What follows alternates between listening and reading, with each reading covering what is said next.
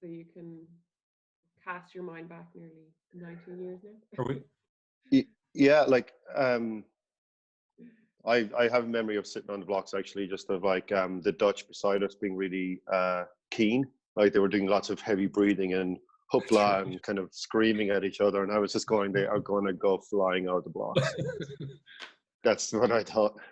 Yeah. You actually said to me, this is funny, that's 19 years ago. You said to me, don't worry about the Dutch, they're going to go mad or something like that. Well, I don't remember that, but I remember that kind of being really ready because we had qualified directly from the heat. So I think we had that Monday. We had to wait around until the Sunday to race. And so by the time we were sitting on the blocks here, we were just like, couldn't wait to go, you know? Well, we actually had a couple of, it was about Tuesday, Wednesday, we were supposed to go out rowing and we were going absolutely shite. And I think we took a couple of sessions off, didn't we? And we sort of came back and went up the lake on our own and sort of got it back together again. Yeah, especially in Lucerne, because it's very, very popular when you're training. Absolutely, it's like it's all over the place, and our boat wasn't really designed for steady state paddling. It was a very short boat, so we used to get knocked around a lot. In the pair, it's like we're kind of going get a bit over it. But the two British lads here, they're using a Yanisek in this race, but do you remember, Gags? They actually got one, a Sims off rain. They couldn't use it. Oh yeah, that's right. Yeah, because it was too stiff and too short. Here they are. They got a Yanisek at the competition, and then they weren't happy to use it. No, they tried it back in Nottingham training camp. They used a boat like ours, but they just couldn't handle it, so they went back to the Yanisek. Okay. And Peter Haining, like he was in this race, he was like, you know, he was someone that had won the singles 3 times at the world, so he was quite, you know, any race with him in it like was dangerous, you know. Yeah. So your competition going into this race, who do you think were hot favorites? Were you guys? We were probably the hot favorites. Yeah. Is that based on? And we're last as we look at it. Yeah. Yeah. But even so, like even though we were last year, I didn't really look around that much at the beginning. But like I felt we were going really well at this point. I felt like we were going to win, like because these lads hadn't really taken much on us as much as they had sounded like they were going to. Yeah. So I felt really confident at this point for sure. Yeah. I thought the opposition was going to be the Dutch and the British, and yet they were ahead of us, but they weren't, you know. And coming all year we hadn't exactly killed ourselves in the first half of any regatta. We were more second half crew, you know. And how had your season gone coming into this race? Yeah, grand. I think we won everything except Seville, Gags, didn't we? We were second to the Danes. Yeah. Yeah, and then we won like Munich because Lucerne wasn't on that year because it was out of the world. So Munich was the sort of Lucerne, the last World Cup of the season, and actually the Chileans were the ones who gave us the hardest race there. And I remember actually on the training camp leading up to this, like the ones I was probably most kind of worried about would have been them. But as you can see in this final, they didn't really have a good one at all. And the Italians would have been kind of the reigning world champions, and even now I think they're out in the lead. Are they on your radar? The Canadians were the reigning world champions. No, those two. I mean, the Italians generally, as you know, they'll chuck out boats at random, and I don't think these two lads had raced that year. You know, I actually never looked at them. I was never aware of the two Italians till we finished, and they were ahead of us there. Yeah. Yeah, I think I might have like looked over like once or twice, but again, it was sort of like that. I think by then we raced in a particular way that if we clicked into it, we were like half a length within the kind of field, but halfway we were fairly confident that we could win it. You know. So that kind of it brings us to the question of like what would have been your race plan, and was it consistent kind of through all regattas, or what was your race plan? Was it different? No, it was. I think right from day one we figured that we could sort of stay with it, the field to the 1,000. I know it's the classic way to do it, but we actually could stay to 1,000, and then we always did a little. I don't know, did we do it in this race, Gags? But we always used to do a little push after 1,000, and that used to just like up one and stay there, you know. And I think we negative split most races. Yeah, definitely. I think from here on as well, like I think we did do a little push at 1,000, and that kind of kept us in touch with these guys because we were nearly level with these guys at that point. And you can see we start drifting towards each other a little bit here. And I remember just being a little bit scared that we were that I was going to snag the boy, don't we? but yeah, but they actually came across to their side yeah, of the there you lane are as well, looking which out. is yeah, which is quite a typical thing to do in terms of when you come close together, you can get kind of drawn towards each other. Go on. But like the thing I like, we actually didn't say that much to each other during races at all. We had like 2 or 3 calls, and that was it. We did everything pretty much like we just talked about it beforehand and just did it really most of the time. Yeah. And even at this point, going through kind of like 750, were you still very confident that you were kind of in control of the race and they could get through the Dutch? I know I was. It actually wasn't. You know, we've had harder races. It probably wasn't, to me anyway, guys. It was one of the harder races we've had. It was just, it's going well.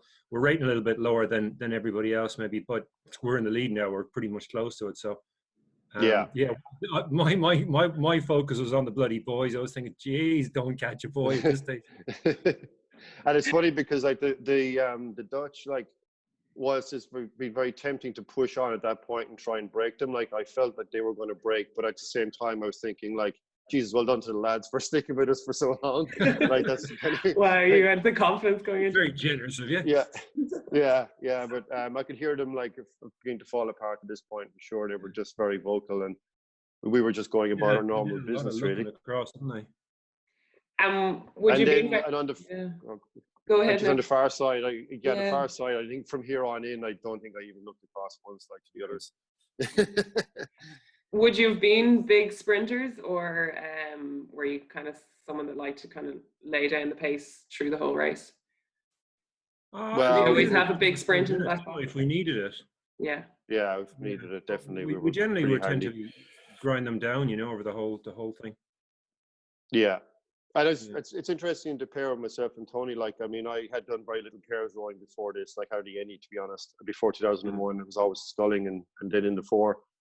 And right from the day one, it went well. Like it sat up, and we actually moved it quite well all the time. So you were in the 4 the year previously at Sydney. Yeah.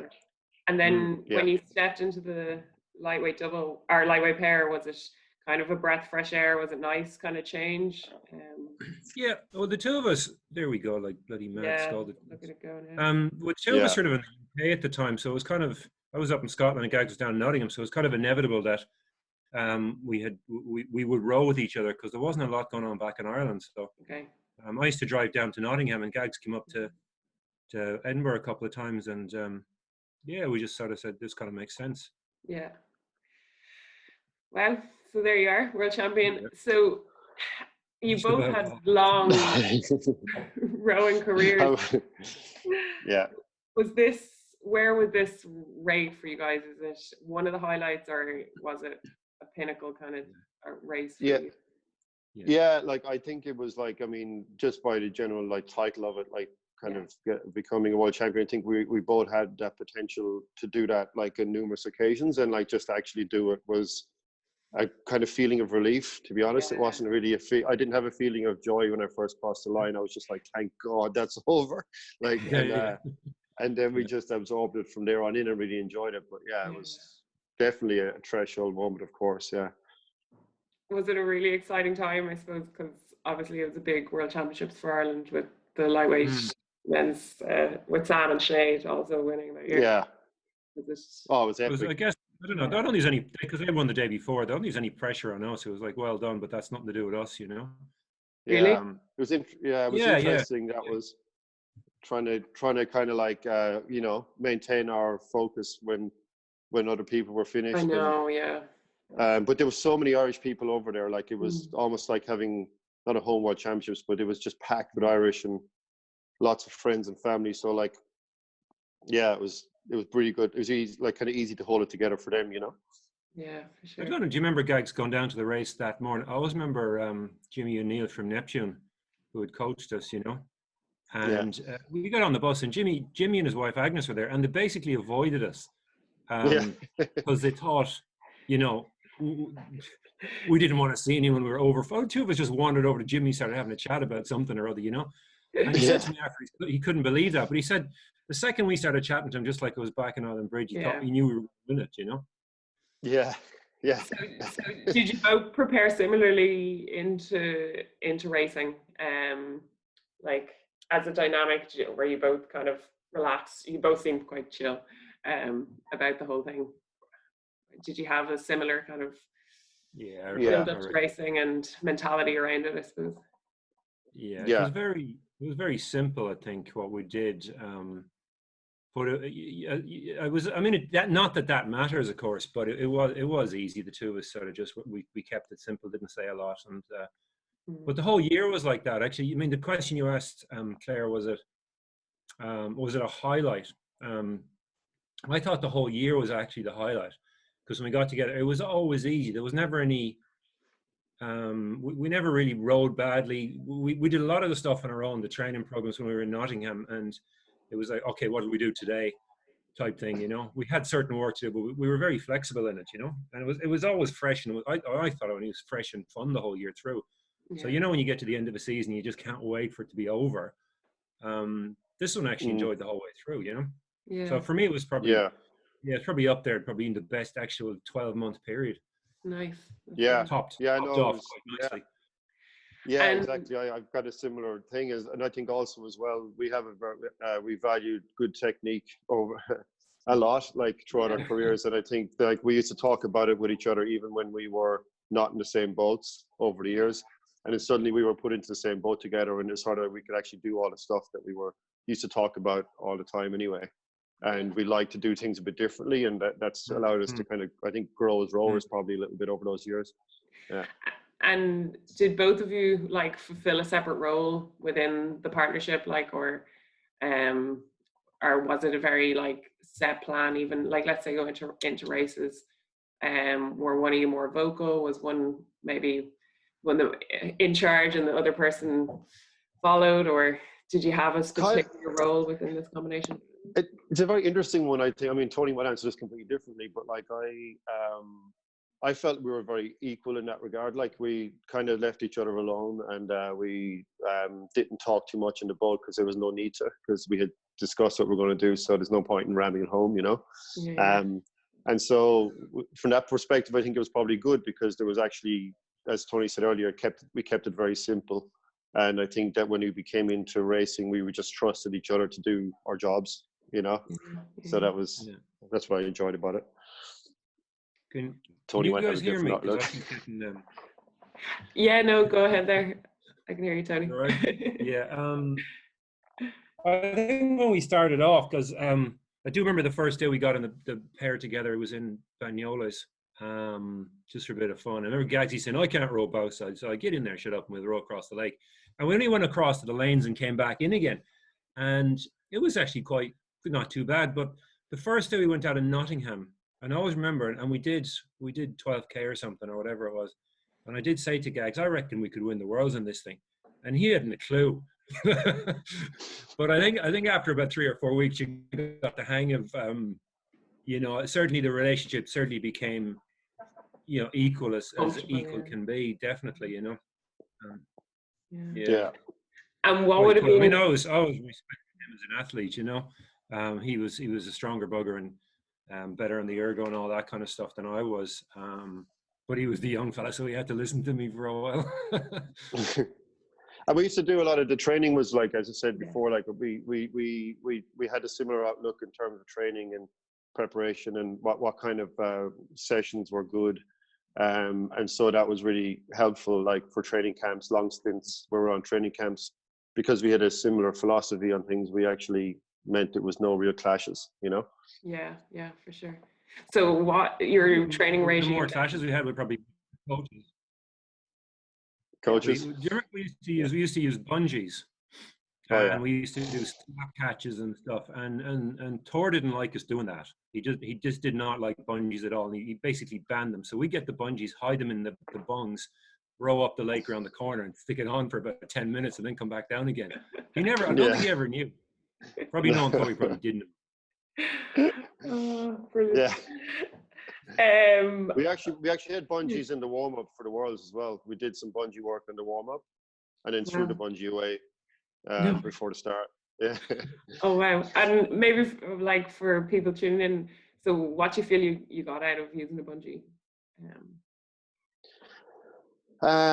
Yeah, interesting one. God, it's so long ago since I used one, but like there are a couple of things, right? So it's almost like doing cleans, and so it made the stroke much more difficult, so that when we took it off, you just had that elasticity.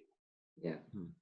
Yeah, and so you had that real fast spring, hands away, like picking up really light.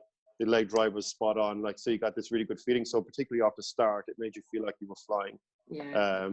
That sort of plyometric thing. Tony, as a rowing coach, will probably be able to explain this much better now. But also what it did was it actually it made the boat rock solid, and it's almost like you could row perfectly with the bungee on, because it kept it stable, like a stabilizer. Yeah. And then when you take it off, that was pretty much it. Yeah. Yeah. It was also, I mean, one of the things about bungees, there's two, you can use bungees over longer periods, of course, and do, a couple of minutes here, Resistance training, a couple of Ks if you want to, and that's just good hard work. But we did that, but we also just used it for short bursts as well, so that you basically overstimulated the muscles and tired them out, sort of just slightly. So when we came back, you couldn't actually bash the catch. Your shoulders were that tired, you just had to sort of place it in. You couldn't do any more, and it made the rowing every time you took it off, it made the rowing just feel so light, so easy, and just really in sync. And all the reasons Gags gave as well are just spot on. It was like a little secret weapon we used to do, Yeah. You've both coached since your own rowing careers. So how would you sum up your kind of rowing philosophy? Yeah, sorry. Let Tony go first. Ahead of time, yeah, my rowing philosophy is sort of twofold. One is put the person first. I'm a huge believer in that.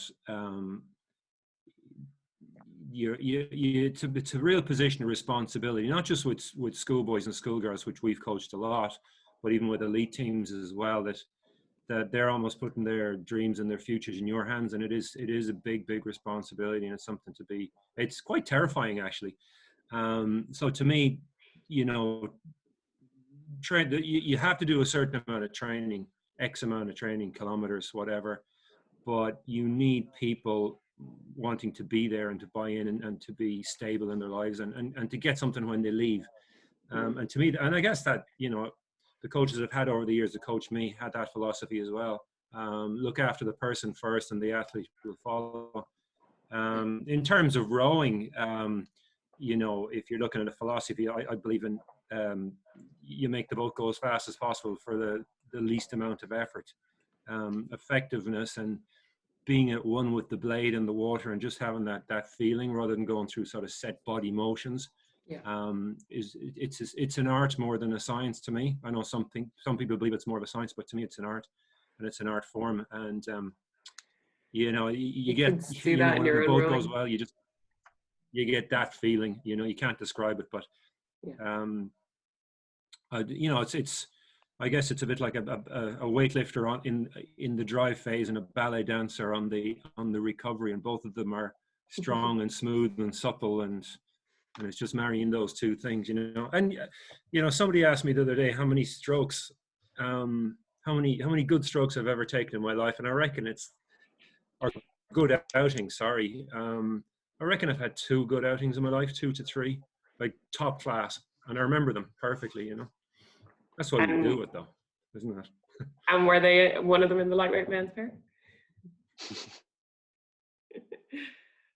Oh yeah, all 3 of them. Brilliant.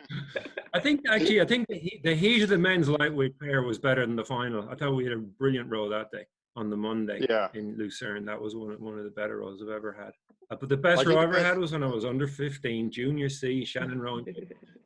I do think the best row that we ever had, though, together sticks out. It was at Lucerne the following year at the Lucerne Regatta, and there was a few more times came back, like Gaddy and all those kind of guys, and like we were going to be up against it a bit more. and we raced in a different way just to try and dominate the field a bit differently. They weren't expecting us to go out and start fast. Everything came together.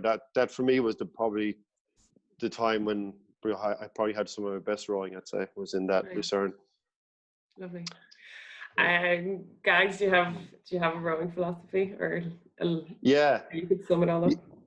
Yeah, I think in terms of with what Tony was saying, like about the person, like obviously since I've left, what I've been doing is working with athletes in that area.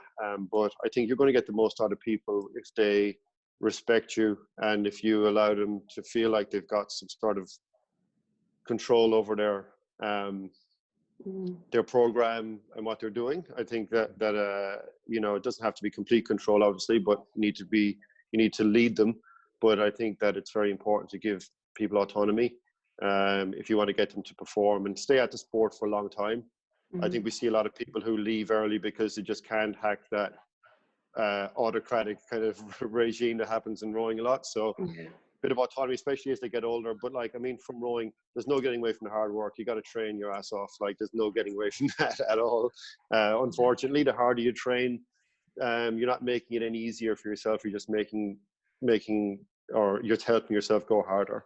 And I do think though that the technique side of things is extremely important. The stuff that Tony was saying, like that marrying of like aggression and delicacy, I suppose, and you've got to spend as much time harnessing that and being friendly to the water as much as you do like lifting weights in the gym or doing 20Ks. So yeah, it's an incredible sport. Like, I mean, there's so much to it, you know. No, for sure. And you guys mastered it as in 2001 as world champions.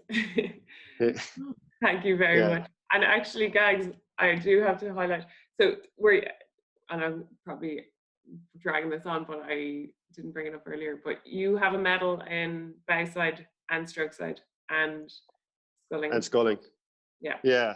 So how many in the world have that? Yeah, I don't know how many actually. I know one guy who's got gold medals from all three in lightweight in consecutive years. Like, I mean, that's just incredible. Michael Buchheit, 89 in the lightweight 4 on bow side, then 1990 on stroke side, and 1991 he won the double. But I don't really know of many others who've done that. And and it's kind of one of my little pub quiz kind of claim to fame. I'm still waiting for it to come up. Yeah. No, actually, it's funny because on the way back after winning the pair, myself and Tony had a chat, and Tony turns around and said, I've got a gold, silver, and bronze medal from the World Championships now. And I was like, all right, well, I've got a medal from bow side. Sorry, I've got a medal from sweep and sculling, and by then I hadn't done the stroke side bit. Fantastic, brilliant. Okay, thanks, nerds. guys. That's brilliant. Yeah, thanks, Claire. Joining me today. Thanks,